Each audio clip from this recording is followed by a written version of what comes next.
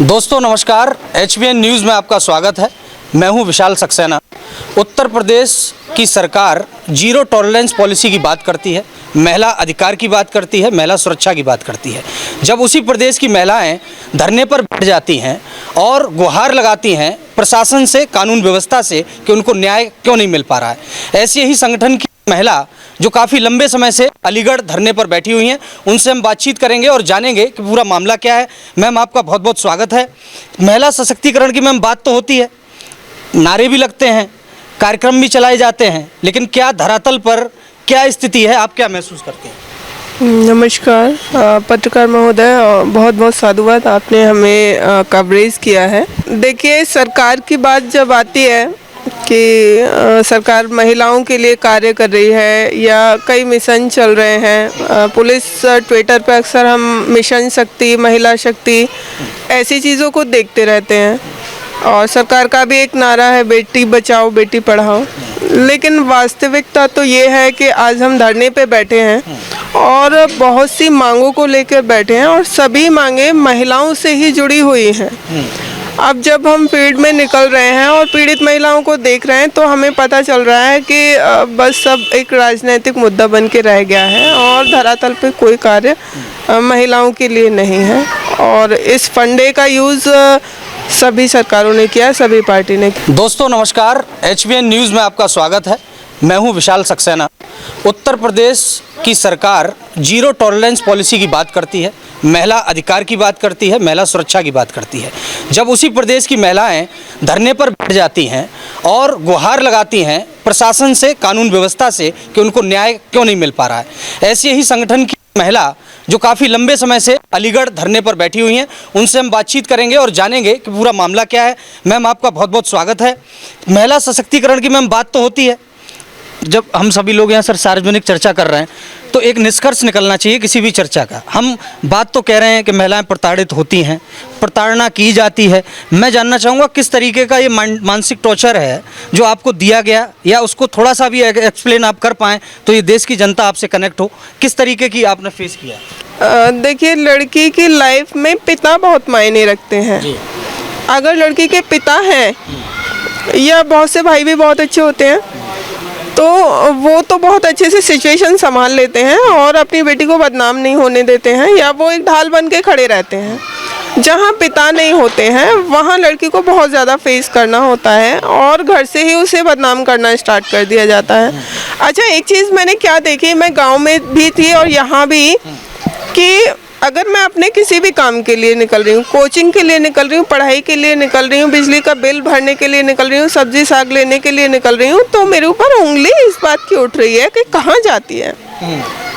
अरे भाई, मतलब पुरुष घर से 10 बार, 20 बार, 50 बार, 100 बार बाइक लेके निकल रहा है या जैसे भी निकल रहा है, उसे तो कोई नहीं पूछ रहा है, वो भी काम के लिए निकल रहा है। और एक महिला अगर निकल रही है वो भी काम के लिए निकल रही है, लेकिन उस पर उंगली उठ रही है कि ये कहाँ जाती है।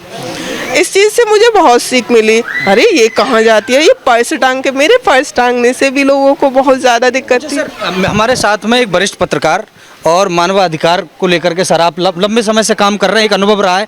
क्या आपको नहीं लगता सर कि आज जब महिलाएं दायरे में रहती हैं, क्योंकि ये सवाल मेरे नहीं हैं, ये समाज के सवाल हैं जो गूंजते हैं कहीं ना कहीं इन्हीं गलियारों में, क्या महिलाएं जब एक दायरे में रहती हैं, मर्यादा में रहती हैं, तो वो कहीं ना कहीं घर की इज्जत होती है, और जब दायरे से पार करती हैं, वो किसी भी मर्यादा को पार करती है तो गाली बन जाती है? क्या कहना चाहिए?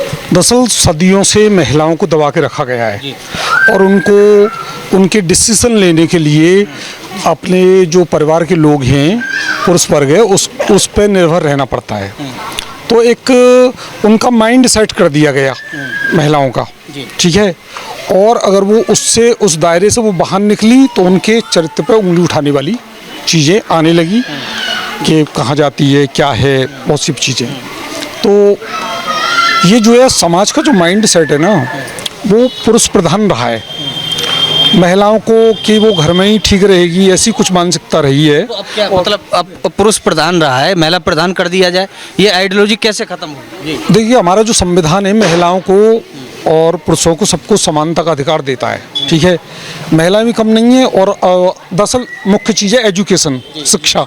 शिक्षा एक ऐसी चीज़ है जो बिल्कुल क्रांति ला सकती है और वो लाई है।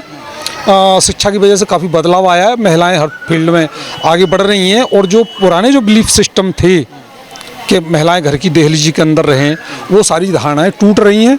और जब कोई समाज में कुछ चेंज आता है तो कुछ विरोध होते हैं, कुछ अंतर विरोध होते हैं, लेकिन अच्छी बात यह है कि सदा ऐसे लोग रहे हैं जो ग्रोथ माइंड सेट के रहे हैं। नहीं बिल्कुल सर, मैम एक सवाल ये भी यहाँ से बनता है कि जिस शिक्षा प्रणाली की हम बात करते हैं वो शिक्षा प्रणाली हमारे सरकारी विद्यालय में किस तरीके से हमें उपलब्ध होती है और किस दोहरी नीति के साथ में हमें दी जाती है, तो ये भी तो एक सवाल है मैम।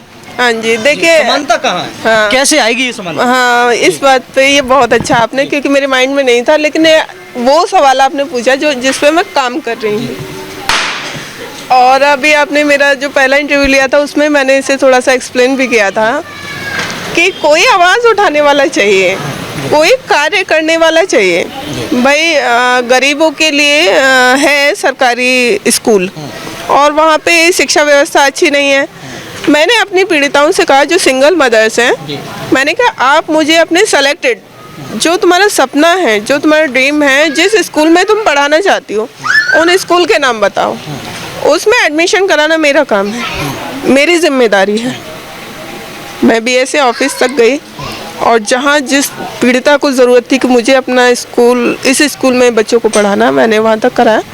तब मुझे पता चला कि हम लोग काम कहाँ कर रहे हैं, बस सरकार सरकार चिल्लाते रह रहे हैं, सरकार को दोष दे रहे हैं। आप कदम तो उठाइए, लोग इंतज़ार देख रहे हैं। आप किसी स्कूल में किसी पीड़ित को लेके तो जाइए, लोग इंतज़ार देख रहे हैं।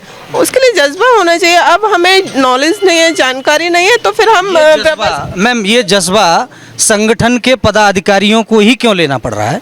एक लंबी श्रृंखला राजनेताओं की है, एक लंबी श्रृंखला अधिकारियों की है, अध्यापकों की है, जिनको मोटी मोटी तनख्वाहें मिलती हैं सर, वो तो इसकी जिम्मेदारी लेते नहीं हैं। अब एक संगठन है वो कितना ही कर पाएगा सर, ओपिनियन आप? दरअसल सवाल ये नहीं है कि संगठन कितना कर पाएगा, सवाल ये है कि आवाज़ उठनी चाहिए। और ये आवाज़ उठती है ना, जब मुंह खुलता है या अखबारों में बात आती है तो इसकी वजह से बड़ी बड़ी सरकारें भी हिल जाती हैं। ठीक है, तो जो मैम ने जो कदम उठाया है आमरण अनशन का, ये ऐसा ज़बरदस्त हथियार है कि इसमें चाहे शासन हो, चाहे प्रशासन हो, चाहे सरकार हो, सबको झुकना पड़ेगा। तो मुख्य जो चीज़ आती है वो ये है आवाज़ उठाना। लोग आवाज़ नहीं उठाते, आवाज़ उठाने की हिम्मत नहीं करते। मैं समझता हूँ कि मानव अधिकार के रास्ते में 3 सबसे बड़ी रुकावटें। सबसे पहली रुकावट ये है कि लोगों को अधिकारों की जानकारी नहीं है। दूसरी ये है कि अधिकारों की जानकारी है लेकिन वो इकट्ठे नहीं है। तीसरी बात है कि इकट्ठे भी हैं तो उनमें साहस नहीं है। ठीक है, तो भाई अधिकारों की जानकारी भी रखनी पड़ेगी, संगठित भी रहना पड़ेगा, साहस भी करना पड़ेगा। और साहस, अब वो मैम ने साहस किया है तो इनको कुछ नहीं कर सकते, तो आप सपोर्ट में ही खड़े हो जाओ भाई। मैं पिछले काफ़ी लंबे समय से मैं पत्रकारिता के पेशे में हूँ। मैं तो इतना समझ पाया हूँ कि जो व्यक्ति जानकारी रखता है वो उस समाज का शोषण जरूर करता है जो उस जानकारी से विहीन है या उसे जानकारी नहीं है। मैम कितनी आप सहमत हैं इस बात से? मतलब अगर शिक्षा का अभाव है तो लॉस हो सकता है। बाकी मैंने ये भी देखा, बहुत से लोग मुझे एक्चुअली मेरा जो काम करने का तरीका है वो अलग है। बहुत से लोग मुझे समझाने आते हैं, अरे मैडम ये बात याद रखना, ये बात याद रखना। मैंने कहा बस इन्हीं बातों को याद रखने की वजह से हम लोग आगे नहीं बढ़ पाए हैं। भैया मेरी आइडियोलॉजी थोड़ी सी डिफरेंट है, मैं अलग तरीके से काम करती हूँ। मैं सोचती हूँ अगर मैं इस समस्या में घुस गई तो यहाँ से मैं कई समाधान खोज के लाऊंगी। इसीलिए मुझे अच्छा लगता है कि मैं समस्या में घुसूँ और नई चीज़ों को खोज के लाऊँ। तो बहुत लोग सजेस्ट करने वाले आते हैं कि ऐसे नहीं ऐसे करो। तो शोषण वगैरह तो देखो वो लालच जब इंसान में आ जाता है तो फिर अपने समाज हो, अपना रिश्तेदार हो, लोग करने ही लगते हैं। अच्छा, आपने बता रहे हैं यहाँ लोग कई दिनों से भोजन नहीं किया है, क्या ये आमरण अनशन क्या है? हाँ, ये हमारा शरीर को क्षति पहुँचाना, ये कहाँ की समस्या है? देखिए हमारे महापुरुष ये हथियार दे गए हैं। बाबा साहेब ने हमें संविधान दिया और गांधी जी ने हमें ये अनशन का अधिकार दिया है कि जब कानून फेल हो तो फिर अनशन है। अब हमने बहुत कानून कहाँ फेल है ma'am? Zero tolerance policy Uttar Pradesh सरकार, योगी सरकार कहती है कि साहब बहुत बढ़िया हो रहा है, महिला सुरक्षा की बात हो रही है, स्वच्छता की बात हो रही है, कहाँ दिक्कत है? सब कुछ देखिए फिर वही बात आती है, मैं योगी सरकार को ही क्यों टारगेट करूं? मेरा जो मैं किसी को टारगेट करने की बात नहीं कह रहा हूं मैम, मैं तो कह रहा हूं सब बेहतर चल रहा है ना। मैं किसी को टारगेट नहीं कर मौजूदा सरकार को मैं इसलिए नहीं कह सकती कि मैं पिछले 15 साल से प्रताड़ित हूँ और इस 15 साल में 3 सरकारें आई हैं। बीएसपी से मेरी प्रताड़ना शुरू हुई, बीएसपी, हाँ जी, और सपा में समाजवादी पार्टी में मेरी प्रताड़ना कंटिन्यू रही और बीजेपी में भी चल रहा है कुछ ऐसे ही। तो अब एक व्यक्ति जो टॉप पे बैठा है, मतलब वो है कि सिस्टम जो चला रहे हैं, जो एडमिनिस्ट्रेशन चला रहे हैं या पुलिस प्रशासन चला रहे हैं या शिक्षा विभाग चला रहे हैं, वो लोग तो अपना माइंड सेट करके बैठे हैं ना, सरकार आती जाती रहेंगी, उससे क्या फ़र्क पड़ेगा, हमें तो वही करना है जो करना है। उससे तो देखिए भारत के नागरिक ही सही कर सकते हैं। एक कभी कभी थॉट निकल के आता है, किसी मूवी में आपने देखा होगा कि कहते हैं कि जिस दिन देश की जनता हिसाब मांगेगी, तो आज मैं जागृत हुई हूँ, मैं हिसाब मांग रही हूँ, शायद कोई और भी खड़ा हो, वो कब तक ये धरना, वो भी हिसाब मांगे। इस तरह से ये हिसाब मांगने वालों की लाइन खड़ी हो गई, सारी सरकारें अच्छी चलेंगी, सारी व्यवस्थाएं अच्छी चलेंगी, सब चलेंगी। हमारी 4-5 मांगे हैं, अगर वो हमारी पूरी हो जाती हैं तो मैं अपना धरना ख़त्म कर दूंगी। हमारी मांगे पूरी नहीं होती हैं तो मेरी जान भी चली जाए तो भी मैं अपना धरना नहीं ख़त्म करूँगी। क्या मांगे हैं आपकी, थोड़ा बता दीजिए विस्तार से। हाँ, इसमें हमारी जो पहली मांगे हैं, जो सिंगल लेडी हैं, विडो या डाइवोर्सी, उनके केस में जो भी एफआईआर दर्ज होती है, अगर उन्हें प्रताड़ित किया जाता है तो पुलिस पता नहीं क्यों क्या रहता है उसमें महिला के चरित्र हनन करके एफआईआर लगा देती है। नंबर 1 बात। और दूसरा केस है हमारा कि हम उसमें गए, परिवार परामर्श केंद्र में गए, वहाँ पे उल्टा प्रताड़ितों को प्रताड़ित किया जा रहा था। महिलाओं पे भी चरित्र हनन का, एक महिला अधिकारी द्वारा चरित्र हनन का आरोप लगाया जा रहा था और उन्हें कहा जा रहा था कि तुम मरने पिटने के लिए बनी हो, ससुराल वाले मारेंगे पीटेंगे। यार मतलब ये कौन सी सरकार कहेगी, ये कोई सरकार कहेगी? ये तो जो वहाँ माइंड सेट करे बैठे हैं वही लोग तो कह रहे हैं और वो कहते रहेंगे, कोई सरकार आती जाती रहे वो कहेंगे, उसे हमें और आपको मिलकर रोकना पड़ेगा। दूसरी मांग वो है कि जिस अधिकारी ने हमारे और हमारी पीड़िता के साथ बदतमीजी की उसका निलंबन हो। तीसरी बात, उस महिला अधिकारी ने पीड़ित के ससुराल पक्ष वालों को उकसाया कि इस महिला के साथ, एनजीओ वाली महिला के साथ बदतमीजी की जाए, तो उन्होंने हमारे साथ के साथ हुआ सर? हाँ, ये हमारी पीड़िताओं के साथ हुआ। हाँ, तो उन्होंने हमारे साथ गाली गलौज किया, वो ऑन रिकॉर्ड है हमारे पास। और 5वां हमारा था कि जैसे जो हमारे वाद चल रहे हैं, कोर्ट केस, जो ज़िले में कोर्ट चल रहे हैं, केस चल रहे हैं, वो लंबे समय से, मतलब वो अलीगढ़ की ही बात नहीं कह सकती हूँ मैं, ऑल इंडिया की बात कह रही हूँ, बाकी ऑल वर्ल्ड तो मैंने ज़्यादा कानून नहीं पढ़ा है। ऑल इंडिया की बात अगर मैं कहूँ तो एक पीड़िता मतलब 20-20 साल केस लड़ रही है। मैंने 13 साल कोर्ट को फेस किया है।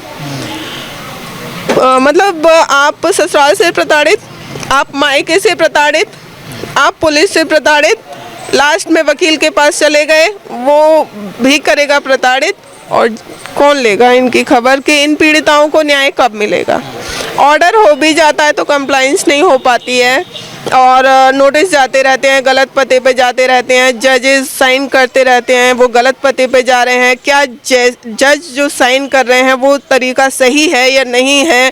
आप डायरेक्ट दिल्ली के लिए ऑर्डर कर रहे हैं, क्या डायरेक्ट दिल्ली से वो आ सकता है या नहीं, या आपके ज़िले की पुलिस द्वारा आएगा तो उस हिसाब से क्यों नहीं? कौन याद दिलाएगा? जज तो अपना बैठे हैं कि जी हम तो जज हैं, भगवान हैं, तो वो कुछ भी करते रहेंगे। उनकी गलतियों को हमें पकड़ के उन्हें बताना होगा, तुम गलत कर रहे हो। तो सर मेरा अभी ये सवाल था ना, सीधा सा सवाल था कि जिसको जानकारी है वो शोषण का माध्यम ढूंढ रहा है, और ये मैम ने अभी बताया भी कि काले कोट वाले, है ना, सफ़ेद कोट वाले, ये सब लोग जो अपना गोरख धंधा चलाते हैं तो ये जानकारी लेकर के ही चलाते हैं ना सर? देखिए, आपका कहना है कि जानकारी शोषण का, जिन लोगों को जानकारी, मैम के सवालों का मैं, हाँ, कि जिन लोगों को जानकारी है वो शोषण करते हैं, ऐसा कुछ आपने कहा। मैंने सर सवालों से सवाल पहली बात तो ये है कि जानकारी होने से शोषण करेगा ही, ऐसा कोई बात नहीं है। ठीक है बात है, असली बात है नीयत की। जी। कौन व्यक्ति किस नीयत का बैठा हुआ है, ठीक है। अगर उसकी नीयत साफ है तो वो काम करेगा, उसकी नीयत में खोट है तो वो काम नहीं करेगा। के लिए भी एक कानून बना दो सर, है ना, कि नीयत साफ होगी, इसके लिए एक मेजर करने के लिए कुछ मशीनरी बनाई जाए। दरअसल क्या है कि बात जानकारी की नहीं है, बात नीयत की है। हमारे सिस्टम में कुछ लोग ऐसे बैठे हुए हैं जिनकी नीयत सही नहीं है, चाहे वो महिलाएं हों उनकी प्रति सही नहीं है, चाहे वो शेड्यूल कास्ट के लोग हों, गरीब लोग हों, मजदूर लोग हों, उनकी प्रति सही नहीं है। और वो सोचते हैं कि वो सर्वे सर्वा हैं और चीज़ों को औपचारिकता में ज़्यादा फंसाते हैं। वो सिस्टम में ढाल देते हैं उसको, मतलब उनको न्याय से मतलब नहीं है, उनको औपचारिकताओं से मतलब है। तो ये औपचारिकताओं के जाल से निकाल के आदमी को न्याय की ज़रूरत है, और उसके लिए सही नीयत से रख के काम करोगे तब वो न्याय मिल पाएगा, तब वो धरातल पे न्याय मिल पाएगा। ये है, नहीं तो सिस्टम के चक्कर लगाते रहो। ये तो सिस्टम के चक्कर लगाते रहने के पीछे कारण किसका है सर, या नियति कारण है? जैसे कहते हैं ना आत्मा अमर है, तो सामने वाले को तो पता नहीं कि आत्मा अमर है भी या नहीं। तो सवाल तो है ना सर। सवाल ये है, सवाल खत्म, मैं चाहता हूँ खत्म कर दें सर। जी जी जी जी जनता के बीच में जाए तो उन्हें लगे कुछ क्रिएटिव मिला है, हाँ, है ना, मतलब कि आत्मा हमारे है होगी सर। मुख्य बात ये है कि जो सिस्टम में बैठे हुए लोग हैं वो जब तक इस तरह की फॉर्मेलिटीज पूरी करते रहेंगे, जब तक लोगों में अवेयरनेस नहीं होगी, जागरूकता नहीं होगी। जागरूकता हो, लोग उसके विरुद्ध खड़े हों, ठीक है। बाबा साहब ने कहा था संघर्ष करो, चाहे वो अनशन का मामला हो सकता है, वो लिखापढ़ी का मामला हो सकता है, वो कार्रवाई का मसला हो सकता है। जब तक आवाज़ नहीं उठाओगे, जो गूंगा बहरा सिस्टम है ये नहीं सुनेगा। और जो औपचारिकता है, सब कुछ चीज़ें, पूरा सिस्टम बदला जा सकता है, बदलने के लिए लोग खड़े हों, ठीक है, बदलने के लिए लोग। जी हाँ, जब तक लोग नहीं खड़े होंगे, लोकतांत्रिक देश है, ये जो सिस्टम है नहीं बदलेगा। अच्छा मैम, एक आखिरी सवाल आपसे ले लेता हूँ, आप क्या चाहती हैं और संगठन को आने वाले समय में कहाँ देखती हैं? जी देखिए, मेरा लास्ट था कि मैं ये कह रही थी कि जज ऑर्डर पारित कर देते हैं, लेकिन फिर भी नोटिस की कंप्लाइंस नहीं हो पाती है, और केस लड़ने से ज़्यादा पीड़िता भटकती रहती है कि वो अरेस्ट होके आए या कोर्ट में पेश हो, तो उसमें कई साल लग जाते हैं। तो उस पर भी हमारी ये लास्ट मांग है कि वो उस पर पुलिस सक्रिय रहे और जल्दी से जल्दी इनका निस्तारण करे। तो पहली मांग हमारी वही थी, जो पीड़िताओं की एफआईआर लगी है उसमें पुनर्विवेचना हो, जो परामर्श केंद्र में हमारे साथ बदतमीजी हुई है उनके खिलाफ कार्रवाई हो, और ये कोर्ट वाली जो मैटर है जो कई सालों से चल रहे हैं उनका भी शीघ्र निस्तारण हो। ये है सर। और आगे मैं काम कर रही हूँ और मेरी टीम काम कर रही है पीड़िताओं को ढूंढ कर, जो वास्तविक पीड़ित हैं। एक चीज़ और मैं आपके चैनल के माध्यम से कहना चाहूँगी, मुझे याद आया है, एक विधवा महिला से ज़्यादा दुखी जो होती है वो होती है जो केस लड़ रही महिला होती है। उसका कारण ये होता है कि वो अपने बच्चों को गरीबी रेखा में नहीं पढ़ा सकती, क्योंकि उसका इनकम सर्टिफिकेट नहीं बन पाता है। उसके लिए या तो आपको डाइवोर्स ही होना चाहिए या आपको विधवा होना चाहिए। अब आपका केस चल रहा है ना, आप डाइवोर्स ही हैं ना आप विधवा हैं, तो वो बना के नहीं देता है सिस्टम। भले से चलो हम इन दोनों में से कोई नहीं है, हम एक कॉमन महिला हैं, हमारे हस्बैंड काम नहीं कर रहे हैं, हम काम कर रहे हैं, अपने घर की जीविका चला रहे हैं, फिर भी महिला के नाम का आय प्रमाण पत्र क्यों नहीं बनाती है भाई सरकार? वैसे आप बराबरी का दर्जा देते हैं, सब बात है, तो हम महिलाओं का आप आय प्रमाण पत्र भी तो इशू कराइए। कम से कम ये महिलाएं जो बेरोजगार हैं और ये जो केस लड़ रही हैं, ये अपने बच्चों को गरीबी रेखा में, आरटीई में शिक्षा दिलवा सकें या बहुत सारी योजनाएं हैं उन्हें प्राप्त कर सकें। ये मैं मैसेज एक आपके चैनल के माध्यम से देना चाहती हूँ। और बाकी जितना महिलाओं के लिए कोई एक ऐसा संदेश जो इस इंटरव्यू के आखिरी में आपको लगता हो कि आप बताना चाहें? हाँ, मैं यही है कि जो भी भैया हमें देख रहे हैं, अगर कोई पीड़ित है और किसी का वाद चल रहा है, कुछ भी है, तो वो हमसे संपर्क कर सकते हैं। हर संभव मदद हम उनकी करेंगे, जितना हमसे कोशिश होगी हम उनकी करेंगे। आर्थिक सहायता से भी अगर कोई व्यक्ति कमज़ोर है, स्पेशली सिंगल मदर्स जिनके हस्बैंड नहीं हैं, तो हम उनकी हेल्प करते हैं, और जो भी हेल्प हमसे हो बनती है हम करेंगे। और अगर कोई महिला प्रताड़ित है, अत्याचार हो रहा है, डोमेस्टिक वायलेंस, कोई भी वायलेंस उनके ऊपर हो रहा है, तो उसके खिलाफ हम हमेशा आवाज़ उठाते रहेंगे। तो दोस्तों ये हमारी चर्चा थी एक ऐसी महिला जो यहाँ धरने पर बैठी हुई हैं और लगातार महिलाओं के लिए आवाज़ बन करके उभरने का काम कर रही हैं। उनकी एक ही अपील है कि ज़्यादा से ज़्यादा महिलाएं उनके साथ जुड़ें और उनके इस अभियान में उनकी सहयोगी बने रहिए हमारे साथ, देखते रहिए HBN न्यूज़। धन्यवाद। कॉमन महिला है, हमारे हस्बैंड काम नहीं कर रहे हैं, हम काम कर रहे हैं, अपने घर की जीविका चला रहे हैं, फिर भी महिला के नाम का आय प्रमाण पत्र क्यों नहीं बनाती है भाई सरकार? वैसे आप बराबरी का दर्जा देते हैं, सब बात है, तो हम महिलाओं का आप आय प्रमाण पत्र भी तो इशू कराइए। कम से कम ये महिलाएं जो बेरोजगार हैं और ये जो केस लड़ रही हैं, ये अपने बच्चों को गरीबी रेखा में, RTE में शिक्षा दिलवा सकें या बहुत सारी योजनाएं हैं उन्हें प्राप्त कर सकें। ये मैं मैसेज एक आपके चैनल के माध्यम से देना चाहती हूँ। और बाकी जितना महिलाओं के लिए कोई एक ऐसा संदेश जो इस इंटरव्यू के आखिरी में आपको लगता हो कि आप बताना चाहें? हाँ, मैं यही है कि जो भी भैया हमें देख रहे हैं, अगर कोई पीड़ित है और किसी का वाद चल रहा है, कुछ भी है, तो वो हमसे संपर्क कर सकते हैं। हर संभव मदद हम उनकी करेंगे, जितना हमसे कोशिश होगी हम उनकी करेंगे। आर्थिक सहायता से भी अगर कोई व्यक्ति कमज़ोर है, स्पेशली सिंगल मदर्स जिनके हस्बैंड नहीं हैं, तो हम उनकी हेल्प करते हैं और जो भी हेल्प हमसे हो बनती है हम करेंगे। और अगर कोई महिला प्रताड़ित है, अत्याचार हो रहा है, डोमेस्टिक वायलेंस, कोई भी वायलेंस उनके ऊपर हो रहा है, तो उसके खिलाफ हम हमेशा आवाज़ उठाते रहेंगे। तो दोस्तों ये हमारी चर्चा थी एक ऐसी महिला जो यहाँ धरने पर बैठी हुई हैं और लगातार महिलाओं के लिए आवाज़ बन करके उभरने का काम कर रही हैं। उनकी एक ही अपील है कि ज़्यादा से ज़्यादा महिलाएं उनके साथ जुड़ें और उनके इस अभियान में उनकी सहयोगी बने रहिए हमारे साथ, देखते रहिए HBN न्यूज़। धन्यवाद।